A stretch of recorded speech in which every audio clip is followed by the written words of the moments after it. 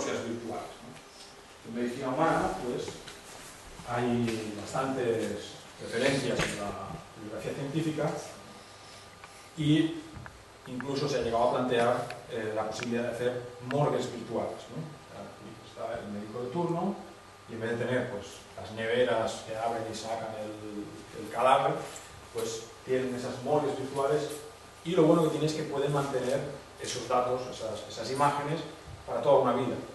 Entonces a nivel forense, la verdad que se está poniendo muy de moda pues, asesinatos, etcétera, porque ya luego puedes incinerar el cadáver y puedes tirarlo donde quieras, que al menos la parte física, la parte anatómica, la parte de lesiones internas, te queda ahí para los siglos de los siglos. O sea, que puedes revisar el caso todas las veces que quieras, ¿no? En casos de traumatismos pues, es muy interesante, ¿no? Incluso los médicos lo que hacen es, los japos, que son por supuesto los inventores de toda esta tecnología, pues lo que hacen es preparar a sus cirujanos para realizar, en vez de prepararlos pues, con personas, los residentes de primer año, los llevan primero a estos simuladores virtuales, ¿no? Utilizan pues, un cuerpo humano reconstruido en 3 dimensiones y pues, con sus tecnologías de telecirugía pues, pueden abrir, allí si se equivocan en algo tampoco pasa nada porque es una imagen, es una reconstrucción, un holograma en 3 dimensiones, ¿no? Y todo eso a partir de, evidentemente, un estudio mediante resonancia y tomografía. Podemos hacer virtonecropsias de mamíferos marinos. Nosotros dijimos que si podemos los de humana, podemos nosotros. Empezamos a plantearnos todo esto y al final decimos que sí, sí se puede. Tenemos, como decía, pues esas imágenes en 2D. Empezamos a dominar un poquito la tecnología de reconstrucción de esas imágenes de 2D en reconstrucciones tridimensionales y por tanto empezamos a ver la luz. Porque desde luego, claro, todo esto, nosotros somos veterinarios, somos biólogos, pero no ingenieros dedicados a la tecnología y la reconstrucción 3D, no tenemos en nómina y por tanto no podemos avanzar todo lo rápido que quisiéramos. Pero bueno, poco a poco van haciendo nuestros pasitos y conseguimos pues, algunas imágenes, como mínimo, externas, bastante aceptables. Entonces, bueno, todo esto ya lo podemos guardar en nuestras morgues virtuales, que son los ordenadores. Bueno, también empezamos también a interpretar, a poder jugar un poco con esos softwares y visualizar la parte externa, el delfín en este caso, por ejemplo, con la parte interna la parte ósea en este caso, ¿no?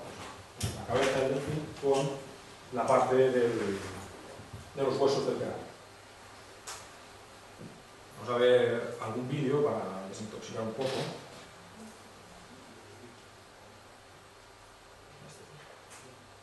Bueno, pues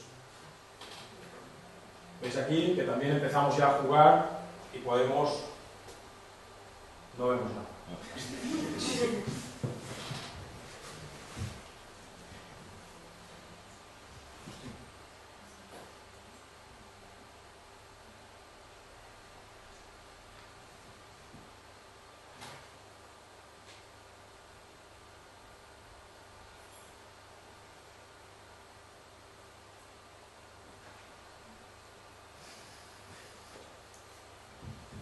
Fantástico.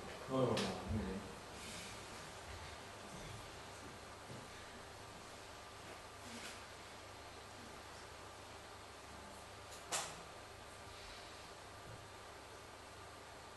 A ver.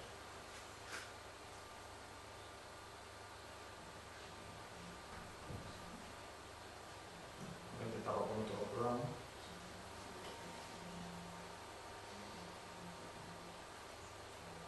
Bueno, ahora los abro. Veis que ya podemos también, pues desde una imagen como de la necropsia de la marsopa en este caso, podemos ir disecando capas, ¿no? Podemos ir diseccionando el animal y quedarnos con el esqueleto. Y todo eso sin abrir el animal, que esa es la gracia del título. Podemos visualizar lo que hay dentro sin llegar a abrir el animal. Josep, ¿y eso se podría aplicar en animales vivos en tiempo real? Como que Se puede. Poder hacer esa tomografía en un animal y diagnosticar en cuestión de minutos como para... Sí, sí, de hecho, o sea que en medicina humana se hace y en medicina veterinaria de perros y gatos se hace. Nosotros no estamos todavía preparados de manera rutinaria, porque claro, llevar un delfín de Vigo a Lugo o a León, esta también me gusta mucho. Podemos utilizar también esta reconstrucción para aprender anatomía, para anatomía clínica, aplicada a la clínica. No sé si sabéis, pero si no os lo cuento, pues en las focas el lugar de elección para extraer sangre son las venas epidurales. Epidural suena ya a la zona de la columna vertebral, suena a una función un poco complicada, porque es cerca de la médula espinal, con lo cual podemos dejar a la foca pues, medio paralítica. Hay que conocer bien la anatomía de dónde pinchamos exactamente para no pinchar en el sitio incorrecto. Pues eso, evidentemente, lo aprendes yendo a unos sitios que la hacen y te la dejan hacer y al final pues acabas aprendiendo y de probar mucho se hace bien. Con estas técnicas podemos aprender mucho más rápido y vemos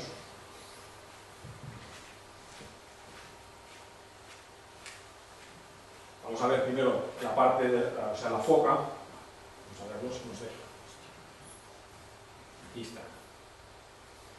Vamos a ver la foca entera, vamos a ir sacando capas y veremos, nos quedamos con el esqueleto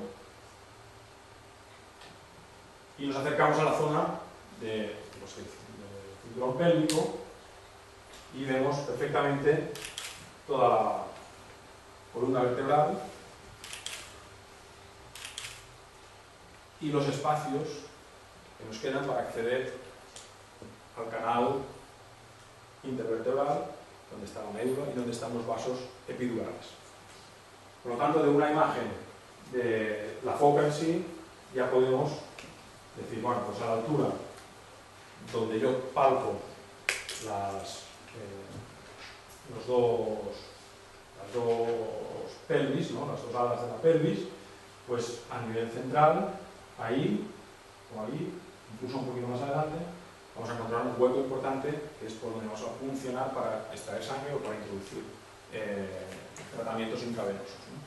Por lo cual es mucho más, si yo lo explico sin la imagen, se pone un poco, hostia, eso es la médula, no sé qué tal. Si lo explicas así, dices, coño, pues este agujero, este orificio de acceso tampoco se ve tan pequeño, no será tan complicado y en realidad en la práctica no lo es. Así que acabas extrayendo siempre la sangre. Por tanto, otra aplicación, en este caso clínica, de los métodos de diagnóstico de imagen. Bueno, un poco para ir contando ya rápido un poco los resultados preliminares que hemos conseguido con todo esto, aparte de pues, toda esta facilidad que tenemos, pues hemos diagnosticado patologías sobre todo óseas. En este caso tenemos un animal que tenía una deformación de la mandíbula y de la maxila pues bastante importantes, ¿no? Como el teleñeco aquel le llamamos gonzo. Para que os hagáis también una idea, a ver, un vídeo de gonzo.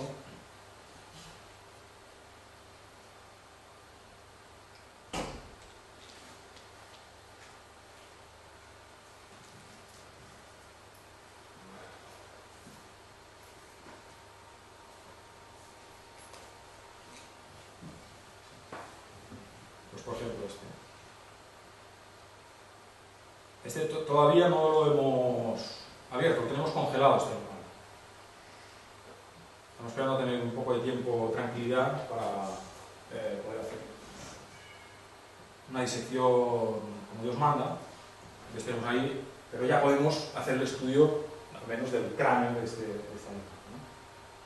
Y de ahí pues la deformidad de la mandíbula y de la maxila bastante importante.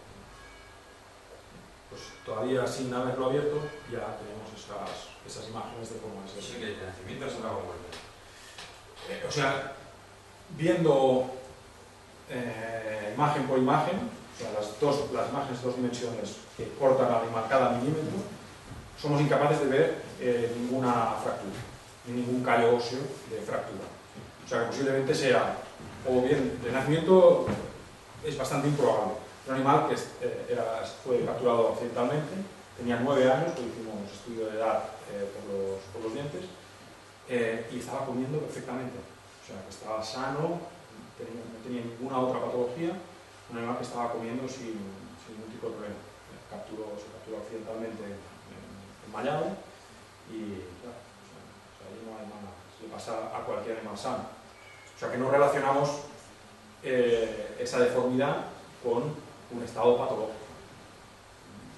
Puede ser, ya digo, una deformidad de nacimiento o puede ser una alteración metabólica del metabolismo del calcio que produzca pues, esa deformidad, que luego se recupere y que vuelva a endurecer los huesos y se quede bien, pero ya deformado. ¿No? Es lo que dices tú fisiológico, si fuese así, es probable que sea solo una parte del cuerpo, no debería ser en todos lados. En las partes más débiles.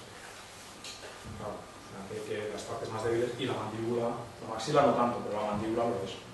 Ahí ejerce bastante presión, sobre todo para comer, son zonas con mucha presión. Bueno, luego también os decía que podemos hacer estudios morfológicos de funcionalidad, pues bueno, mediante los mecanismos por imagen.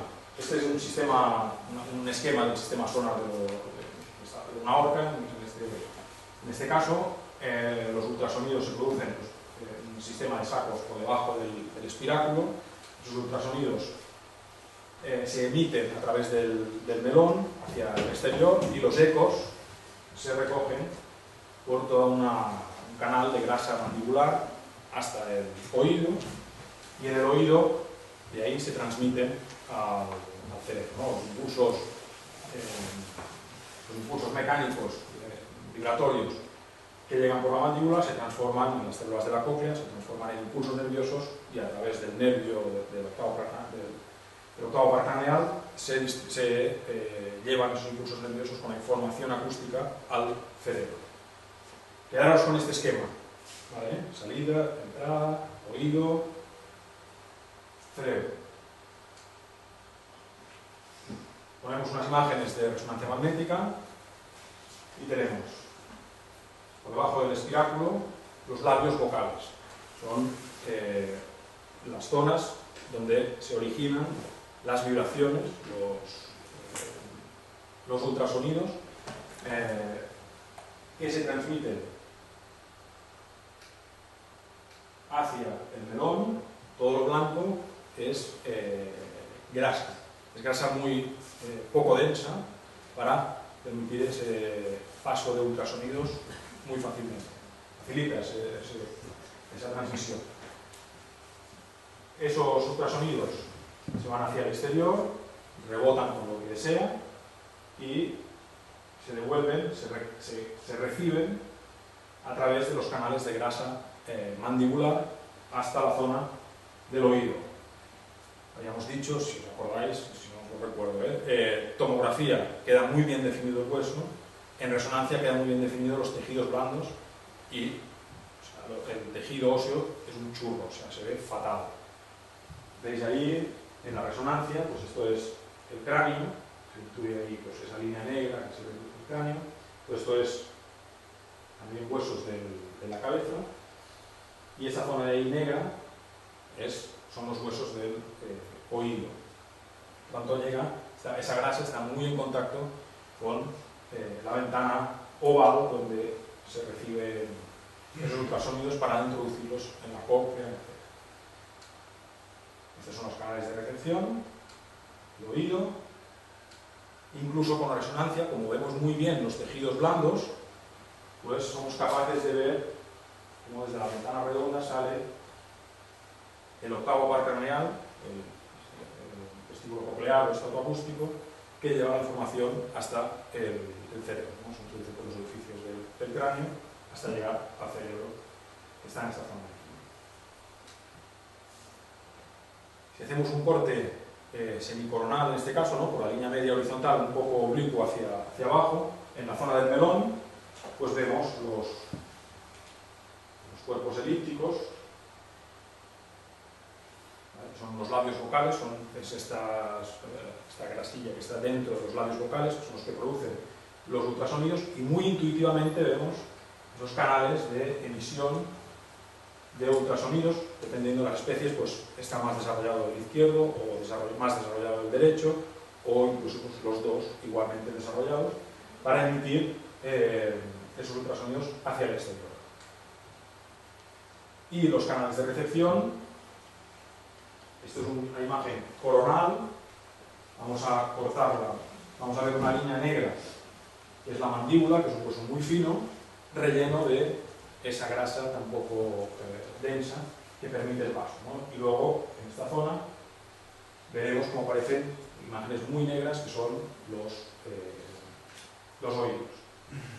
Vamos viendo, ahí tenemos la mandíbula, ya empezamos a ver grasa un poco densa y los canales de llegada en contacto directo con el oído. Desde ahí, incluso esa grasa pues, rodea para permitir la llegada de todos esos impulsos vibratorios hasta el oído, hasta el interior del oído, y aislados de cualquier otra perturbación acústica que pueda venir del resto del cuerpo, ¿no? Por lo tanto, podemos hacer estudios también de tipo morfológico, ¿no?, entender morfológicamente muchas cosas. Luego hay autores que se han dado cuenta de esto. Ellos sí tienen gente en nómina que se dedica solo a la reconstrucción de imágenes, y que por tanto pues, hacen reconstrucciones en 3 dimensiones. Esta no es nuestra, esta imagen no es nuestra, es de una publicación científica de Ted Camford, y pueden hacer esas reconstrucciones de pues, la zona de la grasa del melón, diferenciar la zona de los sacos nasales donde se produce el sonido, etc., ¿no? Vale, nosotros, como os decía, estamos focalizando pues, en la zona de la cabeza por varios motivos, y uno de ellos es pues, la importancia de las patologías acústicas que se está poniendo muy en moda últimamente, ¿no?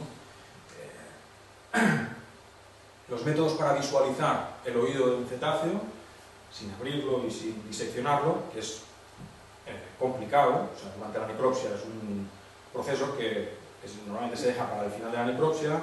Cuando ya llevas pues, mucho tiempo haciendo una necropsia bien hecha, que lleva pues, un par o 3 de horas tranquilamente, y tienes que llegar a la cabeza y decir, ahora me queda como mínimo otra hora para sacar el oído, pues hay mucha gente que acaba por dejarlo. Y hay muchas patologías acústicas que se dejan de diagnosticar precisamente por eso. Entonces, los métodos de diagnóstico por imagen, una de las aplicaciones es solventar ese problema. Antes de una necropsia, pasas el animal por la resonancia por la tomografía y tienes unas imágenes del oído sin tener que perder pues, un par de horas en diseccionar. La radiología nos aporta una imagen tridimensional muy poco definida de los dos huesos del oído. Ahí poco vamos a poder ver. En los cortes anatómicos ya nos hacemos una idea mejor, claro, evidentemente. Tenemos el oído de los cetáceos está compuesto por 2 huesos, por el hueso periódico y el hueso timpánico, que forma la bulla timpánica. Si vemos las imágenes de resonancia, pues vemos todo negro, el hueso todo negro, pero en cambio somos capaces de ver esa grasa mandibular que contacta con el oído, y somos capaces de ver el nervio que sale desde el oído hacia los canales cocleares, hacia la base del cerebro. Con la tomografía somos capaces de ver el hueso periódico perfectamente delimitado, el hueso timpánico perfectamente delimitado. Intuimos la cadena de huesecillos también, el yunque, martillo, etc., pues también los podemos intuir, incluso los canales cocleares. Esto fue el estudio que hicimos en el 2006, la imagen del 2006, con el aparato de tomografía que teníamos antiguo. Los aparatos nuevos son, pues, la técnica se ha desarrollado bastante, son aparatos bastante mejores, ahí sí que ya vemos bien pues, un poco los canales cocleares, dependiendo del corte, pues mejor o peor.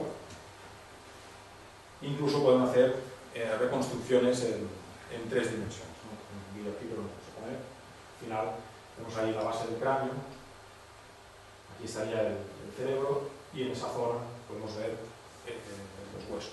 Fracturas, hemorragias, tumores, todo eso podemos diagnosticarlo mediante estas técnicas. Problemas en el nervio acústico, todo eso tiene una importancia clínica o patológica muy importante y podríamos diagnosticarlo sin ni siquiera huir del film. Bueno, esta es otra de las reconstrucciones, y lo que sí hemos hecho nosotros es reconstruir en diferentes especies mediante la tomografía, pasar esos huesos por tomografía para ver el interior, los tamaños, medir los tamaños de la bulla timpánica, de las cajas de resonancia que son en sí las bullas timpánicas, medir los diámetros de los canales cocleares y comparar eso con las frecuencias a las cuales se comunican cada una de esas especies, ¿no? Son bastantes en varias especies, y hemos intentado relacionar esos volúmenes y esos diámetros de los canales cocleares con las frecuencias a las cuales se comunican, o las frecuencias que utilizan cada una de estas especies. Y claramente hemos encontrado que hay una relación directa. Y con la resonancia magnética, con la de 3,2 teslas, que es la que tenemos ahora, que es una como decía, un aparato muy potente de investigación, ahí sí que ya somos capaces de ver la endolinfa dentro de los canales cocleares. Si hay cualquier problema que altere los canales cocleares, son unas paredes relativamente finas. Ahí cualquier impacto acústico muy intenso tiende a crear fisuras y a romper esos canales cocleares, por lo cual la endolinfa saldría y no veríamos esta imagen tan definida del caracol, de la cóclea del caracol, sino que veríamos la endolinfa desparramada. ¿Veis ahí? Incluso, esto sí que intuimos, pero aquí hay como, veis, esto es el inicio del caracol, aquí empezaría el caracol hacia atrás, y ahí vemos una estructura que parece un abanico, ¿no? ¿Veis? Intuís.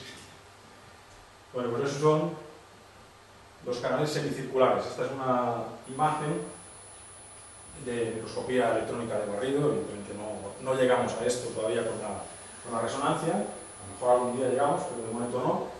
Y esos canales semicirculares son estos que veis ahí, que son los responsables del equilibrio. En los mamíferos nosotros también los tenemos y están en las 3 dimensiones, y dentro se mueve la endolinfa y es la que nos permite pues, equilibrar nuestro cuerpo y recuperar esas posiciones, ¿no? Evidentemente ya veis que son muy finitos y que cualquier impacto acústico intenso los lesiona. Por tanto, problemas de desequilibrio, la resonancia nos va a aportar información, nos va a aportar, ya utilizo el futuro, porque de momento, como solo es intuición, este intuición me está un poco... Bueno, y como os decía, también somos capaces con la resonancia de ver el octavo par craneal, el nervio acústico, que es un nervio, debido a la importancia que tiene el sistema de funcionalidad del sonar y del sonido en los cetáceos, la utilización de los cetáceos, pues es el nervio más de mayor calibre de todos los pares craneales. Y finalmente el cerebro, evidentemente con la resonancia, como es el método de elección para los tejidos blandos, pues somos capaces de, tanto en 2 dimensiones, ver perfectamente el tálamo, el recorrido de los acueductos, del ventrículo, podemos diagnosticar patologías encefálicas, podemos también realizar reconstrucciones 3D de ese tejido cerebral y sobre todo para el cálculo de volúmenes, pues, se utiliza bastante, hay autores que se dedican a hacer esto últimamente para relacionar pues, neurofisiología, para relacionar los volúmenes de las diferentes especies las capacidades cognitivas, etc. O sea, hay un campo de trabajo muy importante en este sentido. Y luego patologías, termino solo con una patología, pues algunas de las que hemos diagnosticado, la que decía al principio, parásitos en los senos periódicos. Esas cavidades aéreas, en este caso, por ejemplo, veis ahí, esas cavidades aéreas de color negro en la tomografía y color negro también en la resonancia magnética, pues en este caso son los senos pterigoideos, que están cerca del hueso pterigoideo, que es este de aquí, esta línea tan finita que vemos por aquí. El parásito Crassicauda es un parásito que tiene, entre otras zonas, lo encontramos, uno de los órganos diana que tiene son esas cavidades aéreas cerca de la zona del oído, en toda la cabeza. Y es un parásito que es capaz de horadar el hueso incluso, o sea, que provocar resorción ósea, con lo cual crea agujeros. Por ejemplo, en este caso, en el hueso pterigoideo, o incluso, si os fijáis bien, veis esos pocillos, ahí como todas unas líneas de migración parasitaria, esos son trayectos parasitarios, o incluso en la zona de la base del cerebro puede llegar a introducirse, en la base del cráneo, perdón, puede llegar a introducirse hasta el cerebro. Con lo cual ahí ya no solo es la destrucción ósea, sino que es la destrucción del tejido cerebral, encefalitis y muerte. Bueno, pues hemos explicado algunos casos, pero el más espectacular es desde luego este. Vemos ahí donde debería haber aire, como en este caso, que esta es la zona derecha del seno pterigoideo derecho, este es normal, este no es normal. Aquí hay algo que ocupa el espacio del aire.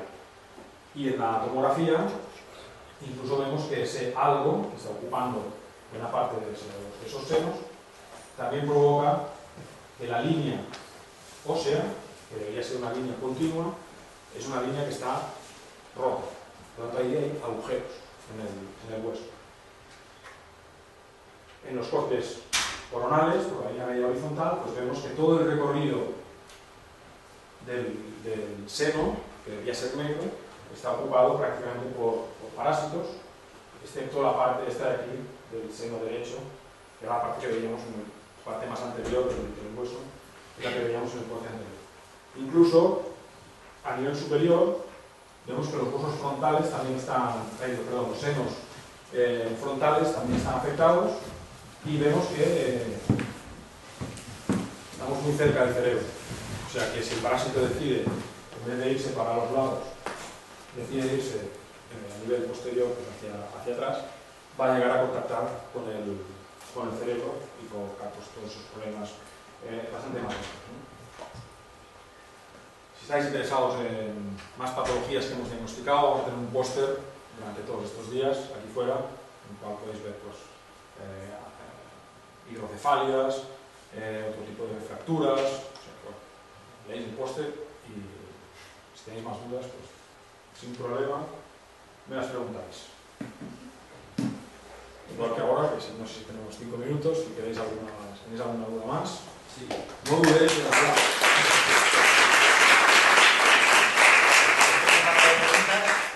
Respecto a los parámetros que nos has enseñado, bueno, ahora mismo cuáles son las limitaciones en el sentido, por ejemplo, que el aparato físico tiene un orificio, pero cuál es el animal, ese orificio no es inmoldable, sabes lo que es, ¿no? Entonces ahora mismo tienes una limitación física, tiene, por ejemplo, puedes meter una cabeza de un cisne, por ejemplo, En la resonancia no, en la tomografía sí. O sea, que como así me has hablado también de sobre todo cuestiones acústicas, que sobre todo son para cetáceos de ser profundo, pues un animal de un cierto tamaño, de momento hay una limitación física que no se puede introducir, ¿no?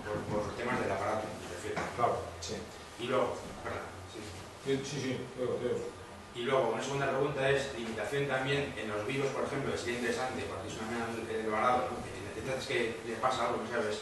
Limitación también de logística, de trasladar al animal de la costa a Lugo o a León. O sea, ¿eso es posible? ¿O cómo lo tenéis? O no, está en limitación. Porque te quedas, es una herramienta cojonuda, pero realmente... Esas dos preguntas. Vale, no, tenía el mesoplodon, pero... Sí, mesoplodon sí, porque es la, pero por ejemplo, un cifio, un cachalote, un padrón grande, ¿te cabe? No. O sea, te cabe para hacer, por ejemplo, los estudios morfológicos de la grasa mandibular, de la grasa del melón, todo eso sí, te cabe, pero más para atrás no. Nosotros tenemos la ventaja de que trabajamos con animales muertos, con lo cual le cortamos la aleta dorsal, le cortamos las aletas pectorales, por supuesto todo esto para no manchar, etcétera, pues luego pasamos los animales con bolsas, porque las bolsas luego el software te permite eliminarlas, y entonces ahí viene. Nosotros, o sea, tenemos claro que nuestro trabajo es un trabajo de descripción. O sea, nosotros describimos anatomía y patología, y posiblemente de aquí a unos años habrá aparatos mucho más de abertura mucho más ancha, igual de potentes que los que utilizamos ahora, y por tanto se podrá diagnosticar. De momento hay lo que hay, para focas utilizamos, para tortugas utilizamos, para delfines algo. Tenemos ganas de, por ejemplo, encontrar algún delfín preñado, una delfina preñada, para poder pasar la parte de atrás. Ahí sí que la cola hasta el primer tercio del abdomen pasaremos sin problema. Más allá, difícil. ¿El traslado lo veis? Claro, entonces, ¿Tenéis eso? La segunda parte para virus, Esto todavía no, porque o sea, trabajamos con especies salvajes, o sea, animales que te llegan a la playa todavía vivos. Estabilizarlos, solo estabilizarlos te cuesta una semana o 2 semanas en las instalaciones de recuperación. Cualquier traslado, por mínimo que sea, es un estrés para el delfín y para el resto de los que estamos haciendo el traslado. A partir de ahí... O sea, eso es viable en el futuro, si hay un centro de recuperación y está el aparato del centro de recuperación. El animal se va a... Ni siquiera eso. O sea, que yo creo que sí que tenemos que trabajar más en la parte de selección. Selección de los animales que estén ya estables en la recuperación, se puede plantear un traslado de 1 hora o un par de horas. Sí. Pues, en Galicia, por ejemplo, ir a Lugo, 2 horas y media, desde Vigo. Bueno, ahora no, pero dentro de un tiempo y dependiendo con qué paciente, nos lo podemos plantear. Y luego hay otros sitios que lo tienen mucho más cerca. En Valencia hay aparato, en Barcelona hay aparato, para veterinaria, cerca de costa, pocos más, pero o sea, posibilidades hay. Siempre es a futuro, pero alguien tiene que empezar a... Sí, por supuesto. Más preguntas. No seguimos, que ya hemos consumido bastante. Yo sí.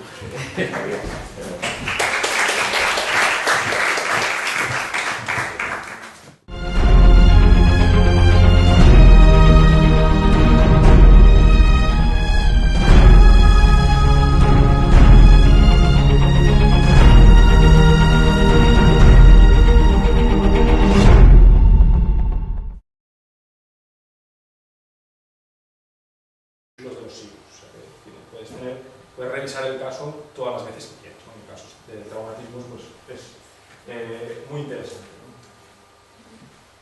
Incluso los médicos lo que hacen es, los japos, que son por supuesto los inventores de toda esta tecnología, pues lo que hacen es preparar a sus cirujanos para realizar, en vez de prepararlos pues, con personas, serán los residentes de primer año, los llevan primero a estos simuladores virtuales, ¿no? Que utilizan pues, un cuerpo humano reconstruido en 3 dimensiones y pues, con sus tecnologías de telecirugía, pues,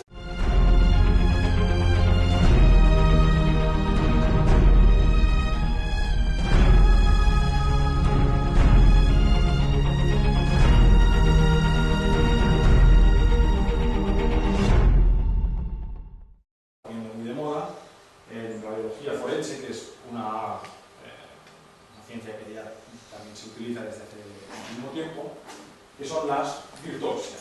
Es realizar pues, necropsias virtuales, ¿no? En medicina humana pues, hay bastantes referencias en la bibliografía científica y incluso pueden abrir, allí si se equivocan en algo, tampoco pasa nada porque es una imagen, es una reconstrucción, un holograma en 3 dimensiones, ¿no? Y todo eso a partir de, evidentemente, un estudio mediante resonancia y tomografía. Podemos hacer virtonecropsias de virtonecropsias de mamíferos marinos. Nosotros dijimos que si pueden los de humana, podemos nosotros.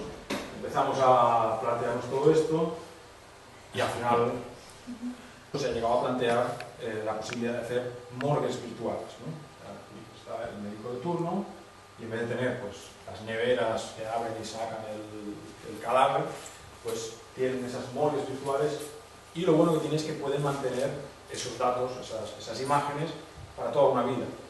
Entonces a nivel forense, la verdad que se está poniendo muy de moda pues, casos de asesinatos, etc., porque ya luego puedes incinerar el cadáver y puedes tirarlo donde quieras, que al menos la parte física, la parte anatómica, la parte de lesiones internas, te queda ahí para los... Decimos que sí, sí se puede. Tenemos, como decía, pues esas imágenes en 2D. Empezamos a dominar un poquito la tecnología de reconstrucción de esas imágenes de 2D en reconstrucciones tridimensionales y por tanto empezamos a ver la luz, porque desde luego, claro, todo esto nosotros somos veterinarios, somos biólogos, nuestro grupo, pero no ingenieros dedicados a la tecnología y la reconstrucción 3D no tenemos en nómina y por tanto no podemos avanzar todo lo rápido que quisiéramos, pero bueno, poco a poco van haciendo nuestros